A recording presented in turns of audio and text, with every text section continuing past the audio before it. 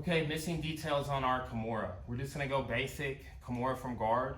This is one of the #1 critiques I give people when I see this move being taught, okay? So I had a question come through like, okay, when do you know when the Kimura is there, or when to, abandon it and go to something else, right? And wasn't context on what position, but I'll say the Kimura is like a system. People teach it as a system. And when I'm moving from, with my Kimura and holding on to it, like surfing through different positions, that's something that comes up. It's not really what we're talking about today, but that's within this topic, okay? And then sometimes you're following up with other positions and other submissions, taking the back, stuff like that. I just want to be able to finish the Kimura, right?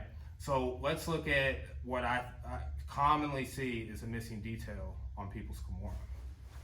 Okay, if I'm attacking here, right? I'm not gonna get into any nuances about like gripping. There's pictures of Helio Gracie using his thumb. I don't use my thumb. That's up to you, okay? I'm already messing up. I've got the Kimura. I'm facing the wrong direction, right? I'm on my hip facing him, right? I wanna turn all the way to my other hip facing the same direction, right? So we're both facing this way, okay? So here, once I do that, it's the turn of my body that gets the tap, okay? So when you have this locked in, I can't stay here. And what I see people do a lot of times, they go to their back and they have this. It's not good enough. Put your knee up, Micah. Grab your leg. That's why it's not good enough. Put your knee back down. Yeah, go ahead. Nice. That's good. Go release. So if I have here, and I'm on my hip facing away, can you put your knee up and grab your leg? No. You cannot, right? So that little nuance, that is the difference in the braking mechanic actually being there, right? So I need to turn all the way to where I can see the back of his head, right? And that's gonna be the max leverage on your lock, okay? So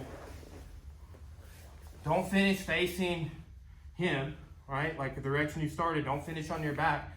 You need to turn all the way the other direction, right? So it's a full hip escape from one hip to the other, right? And that's, again, my #1 critique. What I think is the missing detail for a lot of people doing this technique, okay? I'll do some follow-up videos on the same topic, some different positions and things that I mentioned earlier, because it's a broad topic. Like a Kimura submission we can get from everywhere, including standing. One time, coming up through the ranks, I submitted somebody I respected MMA training on the wall with a standing Kimura. Only time I ever did it, right? So it's a thing. I'll use it for takedowns from standing. We see it all in all the positions on the ground. It's a fundamental, okay? So I'll go over some other observations for, finishing application, braking mechanics on the Kimura in future videos. Thanks, guys.